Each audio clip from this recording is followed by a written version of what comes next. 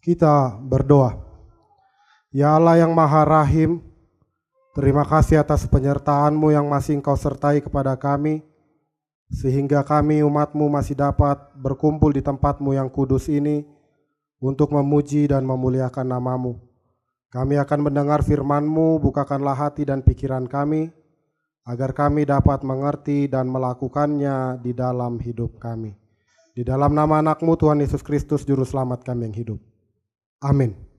Shalom. Selamat hari Minggu untuk kita semua. Bapak, Ibu, saudara-saudari yang terkasih, begitupun juga pemirsa Nusantara TV dimanapun kita berada. Firman Tuhan yang menjadi perenungan di Minggu 17 Agustus 2025 tertulis di dalam surat 1 Petrus pasal yang kedua, ayat yang ke-11 sampai yang ke-17, demikian firman Tuhan. Peringatan untuk hidup sebagai hamba Allah. Saudara-saudara yang terkasih, aku menasihati kamu, supaya sebagai pendatang dan perantau, kamu menjauhkan diri dari keinginan-keinginan daging yang berjuang melawan jiwa.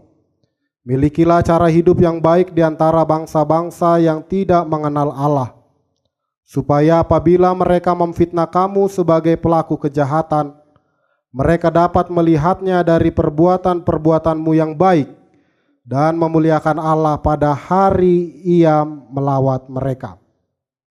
Tunduklah karena Tuhan kepada semua lembaga manusia, baik kepada kaisar sebagai pemegang kekuasaan yang tertinggi, maupun kepada gubernur-gubernur yang diutusnya untuk menghukum orang-orang yang berbuat jahat dan memuji orang-orang yang berbuat baik. Sebab inilah kehendak Allah, yaitu supaya dengan berbuat baik kamu membungkamkan kepicikan orang-orang yang bodoh.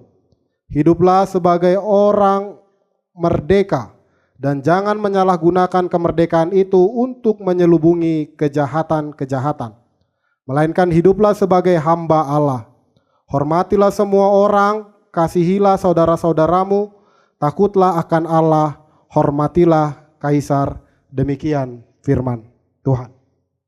Bapak, Ibu, dan saudara-saudara yang terkasih, begitupun juga pemirsa Nusantara TV, sadar atau tidak sadar di dalam hidup ini, hidup kita adalah sebuah perziarahan. Sebuah proses hidup yang terus berjalan, yang bagi kebanyakan orang, satu sisi dalam perjalanan hidup ini, beberapa orang tidak mempunyai tujuan hidup. Tapi dalam satu sisi, perjalanan kehidupan seseorang ini mempunyai tujuan.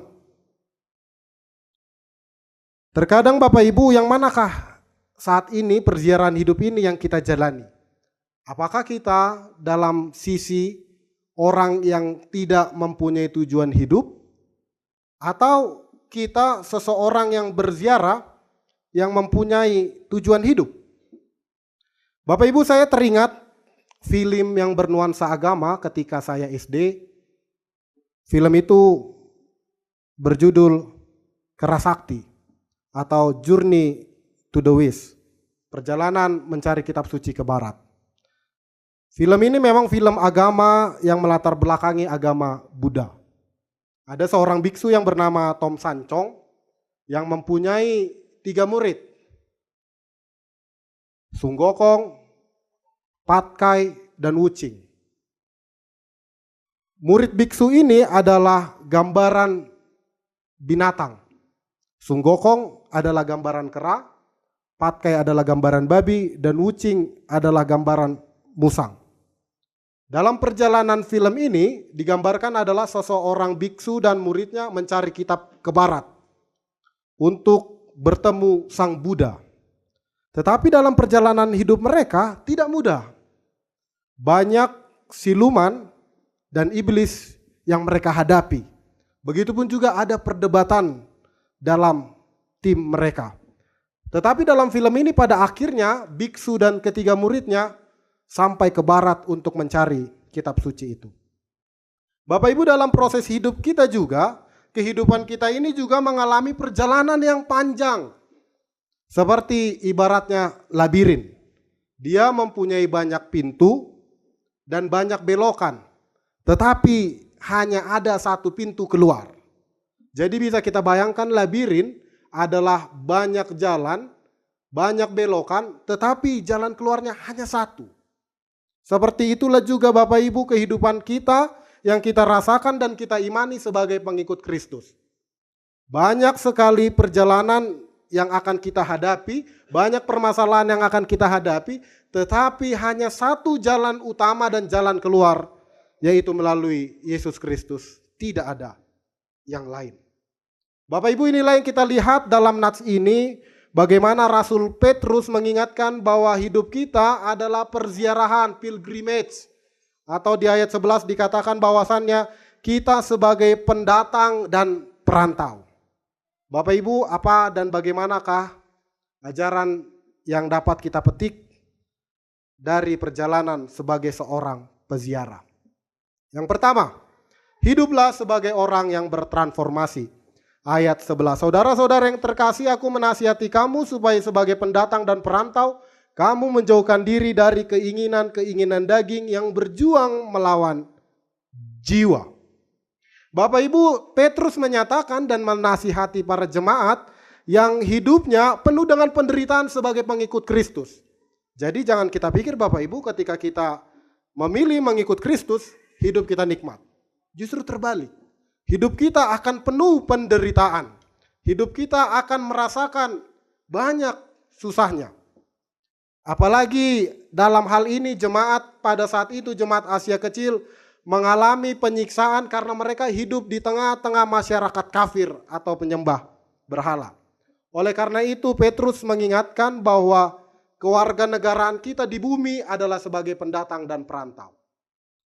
Kita di bumi ini adalah sebagai pendatang dan perantau.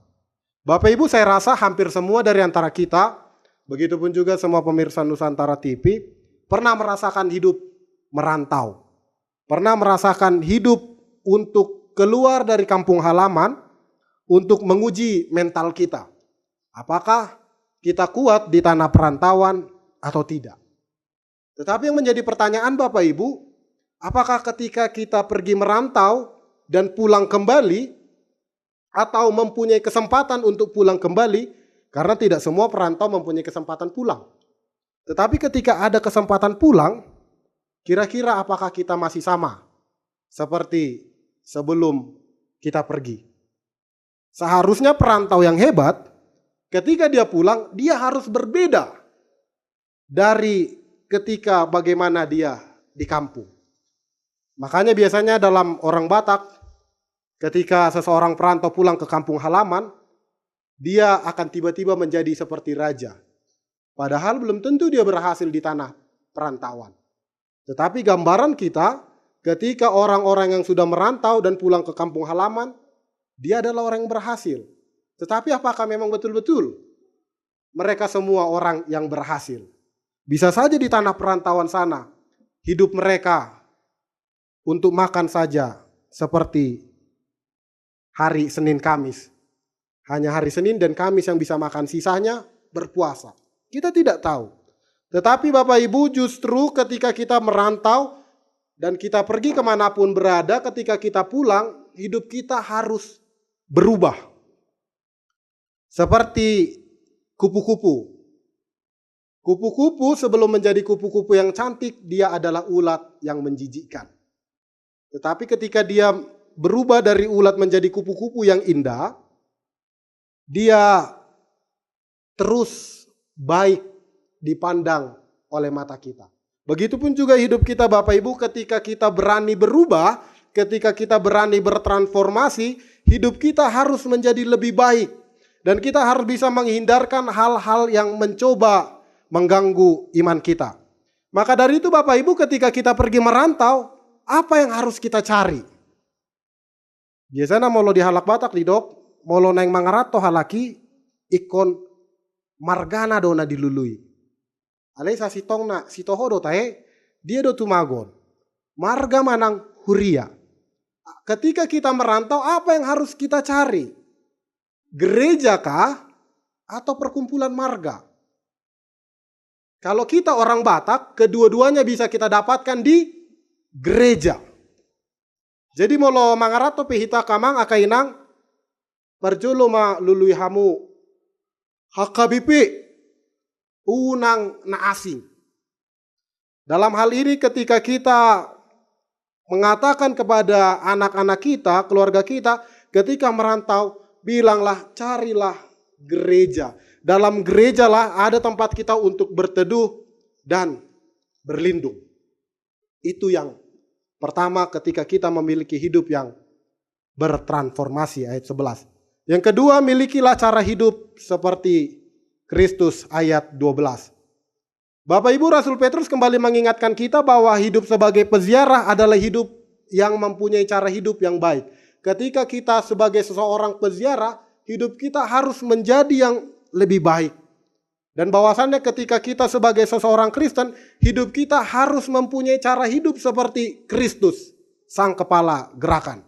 Hal ini dikatakan bahwasannya pada saat itu jemaat Asia kecil tidak terlepas dari tuduhan-tuduhan yang buruk. Oleh karena itu bagaimanakah Petrus mengajarkan supaya mereka tidak terkena tuduhan-tuduhan yang buruk? Lakukanlah hal yang baik. Teruslah berbuat baik. Bagaimanapun orang memandang kita, teruslah kita berbuat baik. Dalam hal ini Petrus mengajarkan melalui cara yang praktis di ayat 12. Milikilah cara hidup yang baik di antara bangsa-bangsa yang tidak mengenal Allah, supaya apabila mereka memfitnah kamu sebagai pelaku kejahatan, mereka dapat melihatnya dari perbuatan-perbuatanmu yang baik dan memuliakan Allah pada hari Ia melawat mereka. Inilah yang sering kita dengar Bapak Ibu, ketika ada kejahatan, jangan dibalas kejahatan. Melainkan balaslah kejahatan dengan melakukan perbuatan baik. Roma 12 ayat 17. Janganlah membalaskan kejahatan dengan kejahatan, tetapi lakukanlah perbuatan baik. Dan di ayat 15 dikatakan, sebab inilah kehendak Allah, yaitu supaya dengan berbuat baik, kamu membungkam kepicikan orang-orang yang bodoh. Bapak Ibu, ketika kita berbuat baik, kita sudah memiliki cara hidup seperti Kristus. Pertanyaannya, apakah kita semua bisa dan berani memiliki cara hidup seperti Kristus? Apakah dari antara kita bisa seperti Kristus, tidak khawatir di tengah badai yang bergelora? Kita lihat Yesus Kristus ketika bersama murid-muridnya, di tengah badai bergelora, murid-muridnya takut, tetapi Tuhan Yesus dengan tenang dia tidur. Apakah dalam hidup kita ketika ada badai yang bergelora, apakah kita bisa bertahan di dalam ketenangan kita? Apakah kita bisa tidak emosi ketika banyak orang yang mencoba menguji kita? Apakah kita bisa tidak membalaskan kejahatan walaupun kita tidak pernah berbuat jahat? Bapak Ibu, Kristus tersalib bukan karena kesalahannya, tapi dia untuk menebus dosa umat manusia. Apakah kita bisa? Saya yakin kita bisa ketika kita memiliki cara hidup seperti Sang Guru Agung kita, Tuhan Yesus Kristus. Yang ketiga, jadilah orang yang taat aturan. Ayat yang ke-13 sampai yang ke-14. Bapak Ibu, Petrus menasihatkan ketika kita sebagai seseorang peziarah, ketika kita berjalan dalam hidup ini, kita harus menjadi orang yang taat aturan. Kita harus menjadi orang-orang yang menghargai, menghormati pimpinan negara. Dalam hal ini dikatakan Rasul Petrus, siapakah pimpinan negara itu? Lembaga-lembaga manusia, kaisar dan gubernur. Ayat 13, tunduklah karena Tuhan kepada semua lembaga manusia, baik kepada kaisar sebagai pemegang kekuasaan yang tertinggi, maupun kepada gubernur-gubernur yang diutusnya untuk menghukum orang-orang yang berbuat jahat dan memuji orang-orang yang berbuat baik. Bapak Ibu, dalam ajaran kita pun HKBP mengajarkan bahwasannya pemerintah itu datang dari Allah. Maka dari itu Bapak Ibu, dan begitu pun juga pemirsa Nusantara TV, yang bagaimana saat ini kita ditunjuk sebagai memimpin di pemerintahan, lakukanlah perbuatan yang baik. Sejahterakanlah, hindarilah korupsi, hindarilah KKN. Tunjukkanlah bahwa kita adalah yang dipilih Allah untuk menjalankan segala tugas dan tanggung jawab. Seperti yang dikatakan di Roma 13 ayat 2. Dan itu juga lah yang kita pahami dalam gereja kita. bahwasannya pemerintah yang berwibawa datang dari Allah untuk mewujudkan keadilan, melindungi, memelihara, melawan kejahatan, dan menyediakan yang perlu bagi warga negara dan kehidupan umat.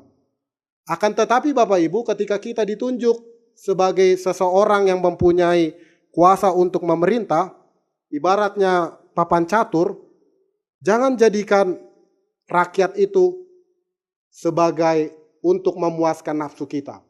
Jangan kita majukan suka-sukanya, kita korbankan suka-sukanya, kalau tidak seturut dengan jalan yang Tuhan berikan. Maka dari itu Bapak Ibu, gereja kita juga memahami bahwasannya gereja harus mempunyai suara profetis atau suara kenabian. Bagaimana untuk mengkritik dan mengingatkan pemerintah jika mereka tidak berjalan dengan ranah yang baik. Jadi gereja bukan hanya harus menikmati apa yang diberikan pemerintah, tetapi juga gereja harus menjadi patron, melihat apakah pemerintah itu berjalan dengan baik atau tidak. Pemerintah bisa dikritik apabila dia salah. Bapak Ibu, inilah kita sebagai seorang yang berziarah, jangan takut mengkritik selama yang kita kritik itu baik dan tepat sasaran. Alayunang terbalik, kita mengkritik yang benar tetapi kita salah. Tetapi haruslah kita kritik yang salah itu dan jangan takut ketika kita benar. Yang keempat, yang terakhir Bapak Ibu, hiduplah sebagai orang yang merdeka. Bapak Ibu, sebagai peziarah kita harus terus hidup merdeka dan jangan menyalahgunakan kemerdekaan itu untuk menyelubungi kejahatan. Ayat 16, hiduplah sebagai orang merdeka dan jangan menyalahgunakan kemerdekaan itu untuk menyelubungi kejahatan-kejahatan, melainkan hiduplah sebagai hamba Allah. Pertanyaannya Bapak Ibu, terlebih utama kita saat ini merayakan hari ulang tahun bangsa Indonesia yang ke-80 tahun. Pertanyaannya, apakah kita memang sudah betul-betul merdeka? Coba kita renungkan secara dalam Bapak Ibu, apakah kita memang betul-betul sudah merdeka? Bapak Ibu, di hari Kamis, saya bercerita dengan salah satu teman perempuan yang mempunyai profesi sebagai guru. Dia pada saat itu sekolah yang dia ajar melakukan pra-perlombaan 17 Agustus. Terus saya tanya, perlombaan apa yang dibuat? Merebut kursi, joget balon, vokal grup, memasukkan paku, dan yang lain-lain. Bapak Ibu, terkadang apakah kita pernah berpikir, kenapa ketika 17 Agustus lomba kita seperti itu? Di mana sebetulnya jiwa kemerdekaan ini? Apa makna ketika perlombaan dibuat merebut kursi? Apa makna kemerdekaannya? Apakah kita mau diajarkan bahwasannya kita harus merebut kursi orang? Apakah kita diajarkan untuk menjadi orang yang rakus? Apakah kita diajarkan untuk menjadi orang yang tidak mengucap syukur? Lalu apa ketika kita berlomba, ketika perlombaan itu memakan kerupuk? Apa makna kemerdekaan dari makan kerupuk? Apa makna kemerdekaan dari memanjat tebing yang dilumuri dengan oli? Atau apa makna ketika kita mengambil koin dari labu yang dilumuri oli dengan mulut kita? Di mana makna kemerdekaannya? Terkadang apakah kita bisa merenungkan ketika negara, aturan kita bangga dengan merayakan 17 Agustus, bagaimana para pahlawan telah berjuang untuk memerdekakan bangsa ini, tetapi kita tengok lomba-lombanya, memasukkan jarum ke dalam botol lah, joget balon lah. Di mana asas kemerdekaan kita?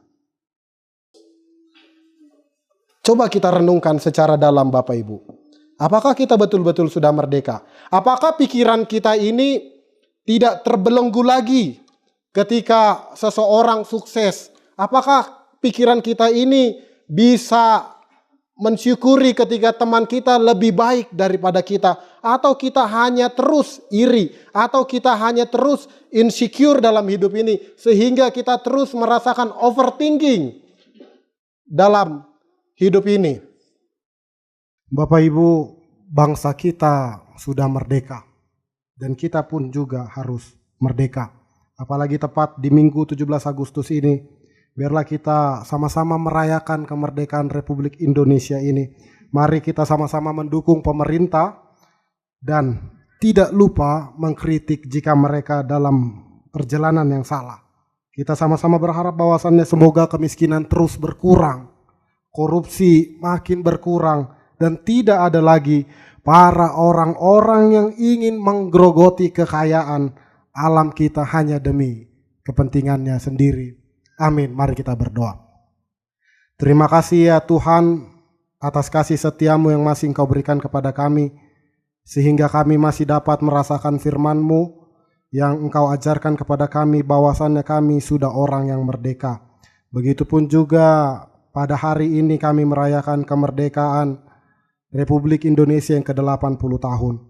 Biarlah kiranya kami berdoa kepada bangsa dan negara kami, berkatilah dari Bapak Presiden, Wakil Presiden beserta jajarannya, berikanlah mereka hikmat kebijaksanaan untuk mensejahterakan bangsa ini.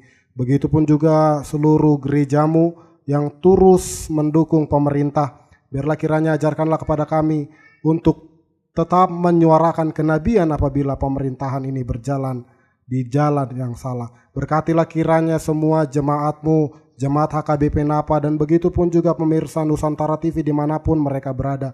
Apabila mereka dalam keadaan sakit, apabila mereka di dalam keadaan letih lesu, apabila mereka di dalam keadaan putus asa, berkatilah mereka, ajarkanlah mereka untuk hanya berharap di dalam tangan pengasihan-Mu. Di dalam nama anak-Mu Tuhan Yesus Kristus Juru Selamat kami yang hidup. Amin.